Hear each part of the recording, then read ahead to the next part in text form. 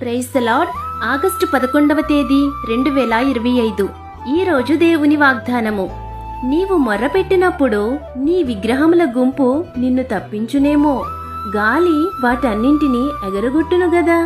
ఒకడు ఊపిరి విడిచిన మాత్రమున అవన్నీ కొట్టుకొని పోవును.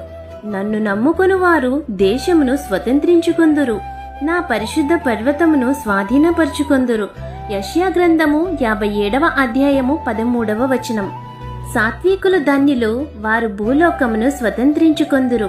యెహోవాయందు నమ్మికయుంచుము, మేలు చేయుచు దేశమందు నివసించి సత్యముననుసరించువారు ధన్యులు.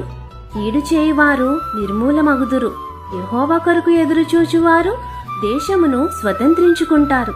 కాబట్టి నీతిని అనుసరించువారిగా మీరుండాలని ఆశిస్తూ ఈ వాగ్దానం మీ జీవితంలో నెరవేరాలని కోరుకుంటూ దేవుని సువార్త పరిచర్యలో మీ సహోదరి. ఆమేన్. God bless you.